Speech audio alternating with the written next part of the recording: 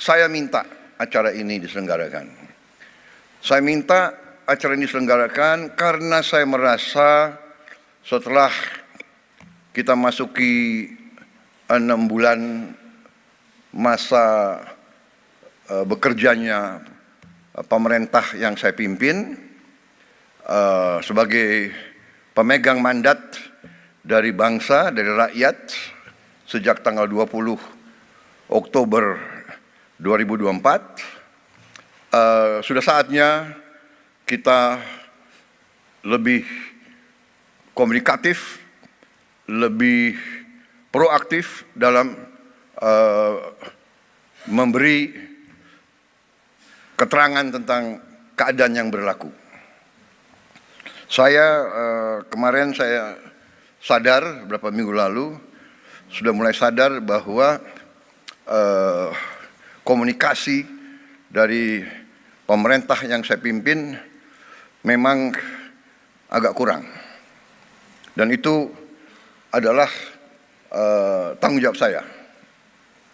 Dan saya ingin memberi penjelasan kenapa. Karena saya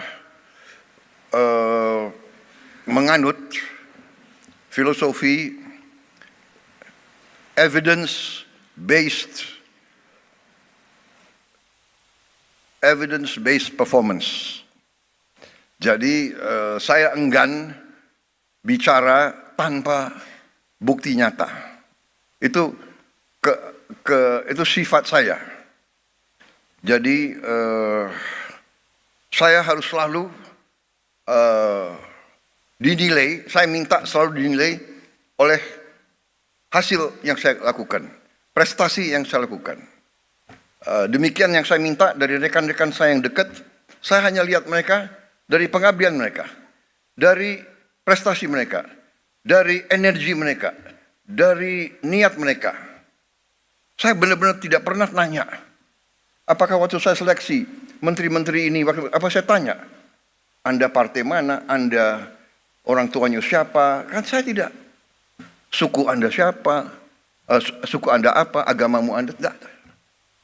Evidence based. Nah, dan saya percaya, saya kira, saya berpendapat sebenarnya rakyat pun akan menilai dengan hasil. Ya, saya memang sering diejek karena saya juga membuka kesempatan untuk diejek, ya kan? Kan saya bilang saya nggak suka orang yang hanya omon-omon. Akhirnya omon-omon jadi apa tuh?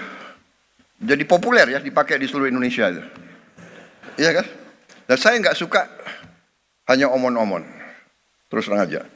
Jadi saya pikir oke, begitu saya ditetapkan sebagai pemenang oleh KPU, saya kumpulkan tim kecil dan kita mulai bekerja. 5 bulan kita kerja terus tanpa diliput media. Kadang-kadang diliput media malah kerjanya sulit, ya kan? Karena media ingin bukti seketika. Padahal tidak ada dalam manajemen suatu usaha, dalam manajemen suatu organisasi, dalam menjalankan suatu proyek, tidak bisa seketika. Yang bisa seketika itu hanya Nabi Musa yang punya tongkat. Kita manusia tidak bisa seketika. Semua itu adalah perencanaan. Perencanaan yang matang. Perencanaan dasarnya adalah pengumpulan data yang benar. Perencanaan, sesudah perencanaan, mencari awak. Mencari orang untuk melaksanakan rencana itu. Rencana terbaik, gagasan terbaik. Tanpa awak yang bisa melaksanakan, tidak akan berhasil. Sesudah itu, baru mulai. Dan sesudah pelaksanaan baru kita lihat hasil. Ini adalah fenomena hidup.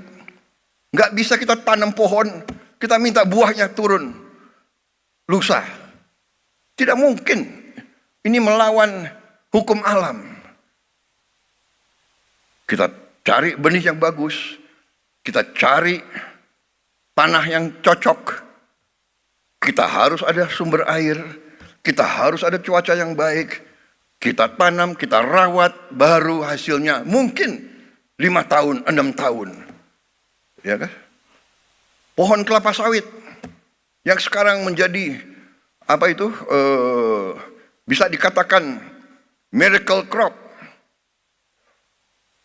Saya kemana-mana semua nanya, semua minta kelapa sawit dari Indonesia, kelapa sawit dari Indonesia. Kelapa sawit itu 5 tahun baru produktif. Iya kan? 5 tahun, 6 tahun. Jadi dibutuhkan perencanaan, pemilihan personalia, pelaksanaan yang benar, dan keteguhan, ketabahan, dan kesabaran.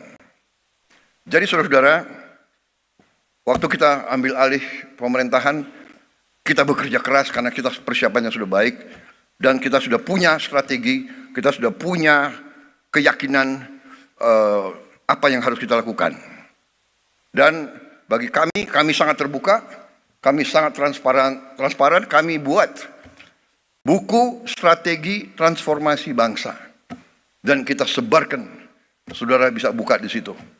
Di situ jelas dan gamblang dasar-dasar pemerintah yang saya pimpin. Dasarnya adalah Pancasila dan Undang-Undang Dasar 45. Bukan sebagai mantra, bukan sebagai slogan, bukan sebagai moto, sebagai dasar pemikiran.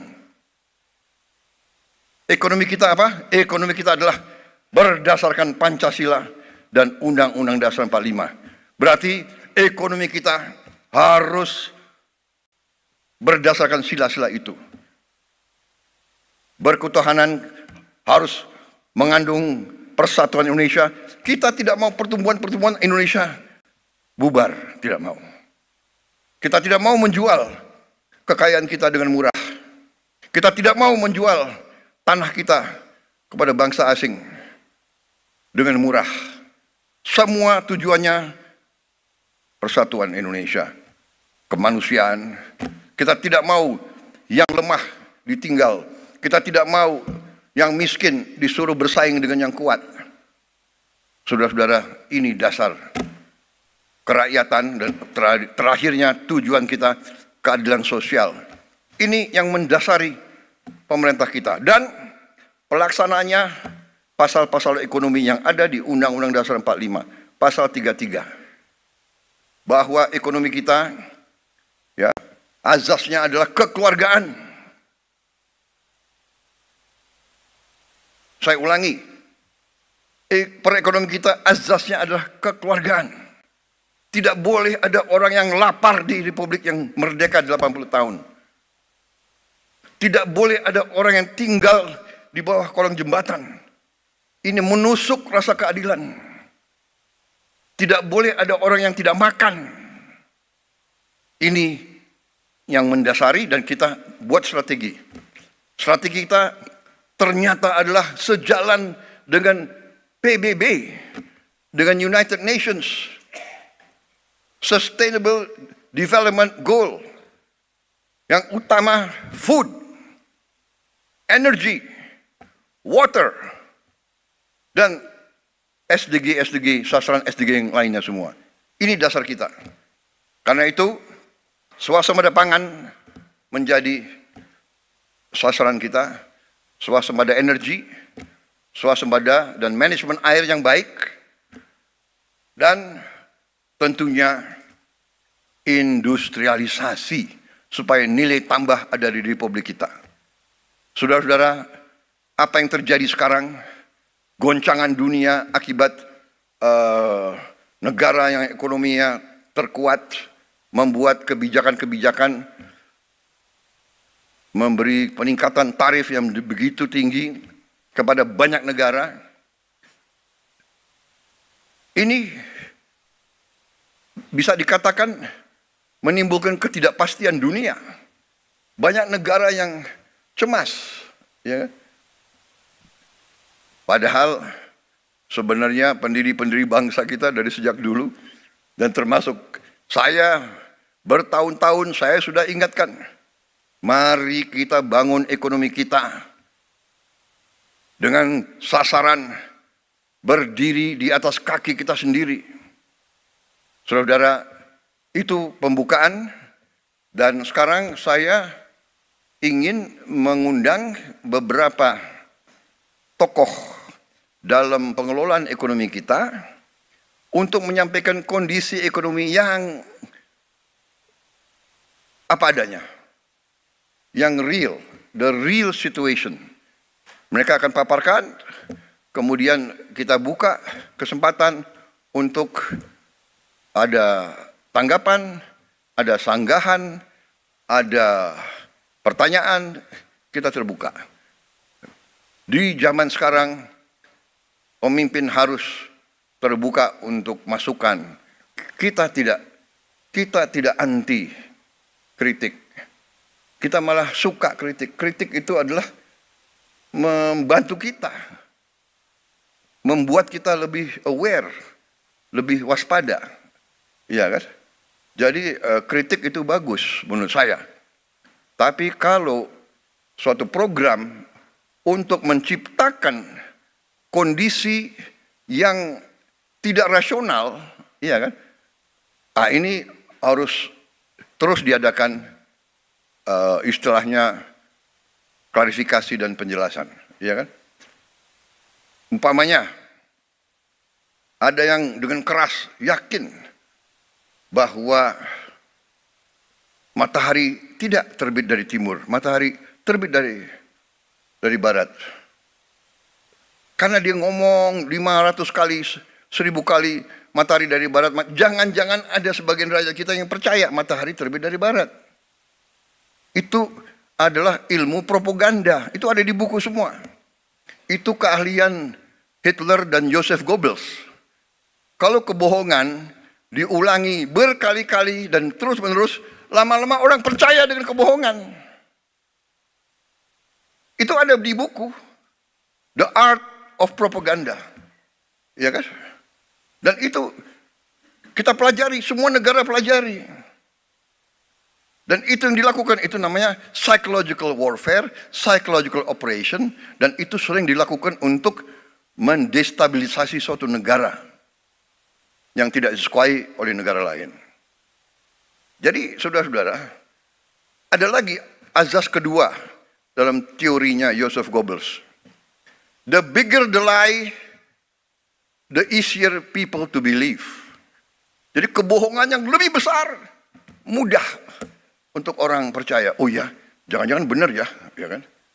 Jadi sekarang mudah, fake news, hoax itu mudah. Tapi kita tidak boleh istilahnya gerundel. Ini realita. Karena itu ya kita terbuka. Ya, sesuatu serangan kebohongan hanya bisa dihadapi dengan membuka diri, memberi penjelasan apa adanya, berdasarkan fakta, berdasarkan kenyataan, berdasarkan ilmu dan matematik. Ya kan? Kebohongan bisa diteruskan, tapi satu saat begitu kebohongan kelihatan, hilang kepercayaan dari orang. Nah itu saudara-saudara. Jadi suatu rezim atau suatu organisasi atau suatu kelompok yang melancarkan sesuatu atas dasar kebohongan akan dipatahkan. Saya juga heran. Ya, ada orang yang mengatakan Indonesia gelap. Ya, saya kalau dia memang merasa gelap ya itu hak dia. Tapi kalau saya bangun pagi saya lihat Indonesia cerah. Iya kan? Kalau saya ketemu petani gembira. Harga pangan, peningkatan hasil mereka naik secara drastis. Produksi naik secara drastis. Kita potong semua regulasi yang nggak benar. Kita sederhanakan. Saudara-saudara, ada Menteri Pertanian di sini. Menteri Pertanian itu selalu ada di sawah. Keliling kemana-mana, ya sudahlah, nggak apa-apa. Dia mengatakan kepada saya, Pak, tadinya dari pabrik pupuk sampai petani harus tanda tangan 15 menteri, 30 sekian gubernur, 500 bupati, baru sampai ke Gapoktan. Saya bilang Menteri Pertanian tidak ada. Dari pabrik pupuk langsung ke petani. Gak ada lagi itu tanda tangan, langsung. Alhamdulillah, pupuk yang tadi langka, yang tadi banyak diselundupkan, yang banyak dikorupsi, sekarang sampai ke desa-desa. Hanya ada beberapa tempat yang masih, saya dapat keluhan dari Gubernur Aceh, pupuk di situ masih sedikit kurang lancar. Ya, ini segera kita akan atasi. Apa yang maksudnya? Begitu ini semua perizinan kita hilangkan, lancar itu harus ke produsen, produksi langsung naik, saudara. Jadi ini pelajaran bagi kita semua, dan inilah yang saya akhirnya ambil kesimpulan, oke, saya harus proaktif, saatnya sudah ada evidence, ya saya sekarang berdiri agak lebih optimis, lebih percaya diri, karena evidence-nya sudah mulai kelihatan. Ya, kita akan menghadapi tantangan, tapi saya bicara dengan tim saya, ternyata situasinya dapat kita hadapi dan bisa kita kendalikan, ya kan?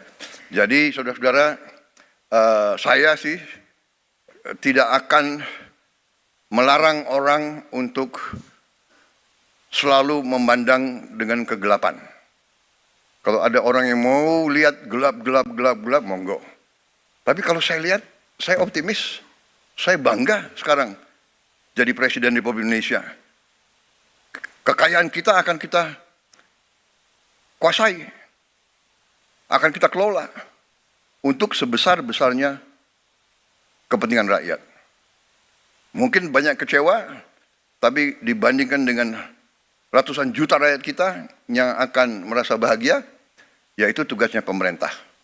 Saudara-saudara, waktu saya minta disederhanakan arus pupuk ke petani, pupuk dari pabrik milik pemerintah, pupuknya disubsidi pemerintah, uang rakyat, iya kan?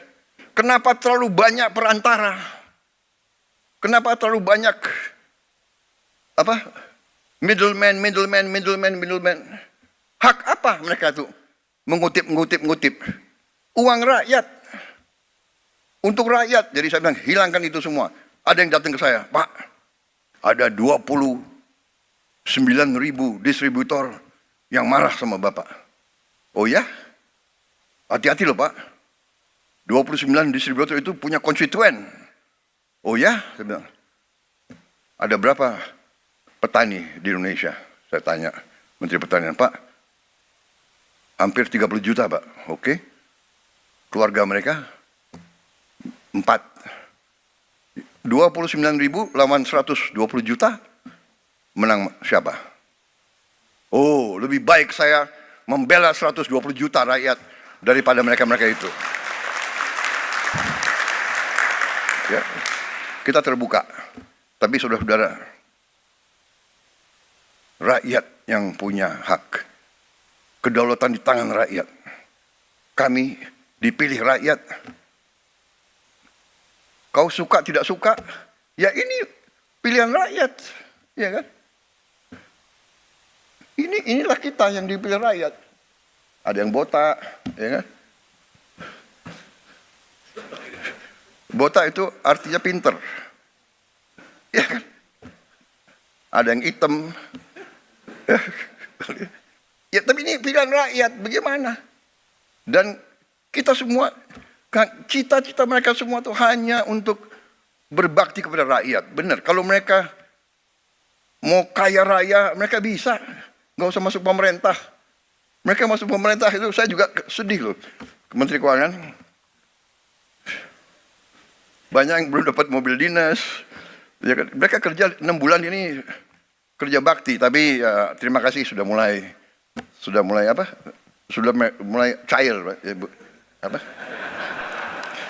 diblokirnya udah dibuka gitu kira-kira. Baik, itu saja. Saya sekarang persilakan mulai dari Menko Perekonomian ya. Terima kasih.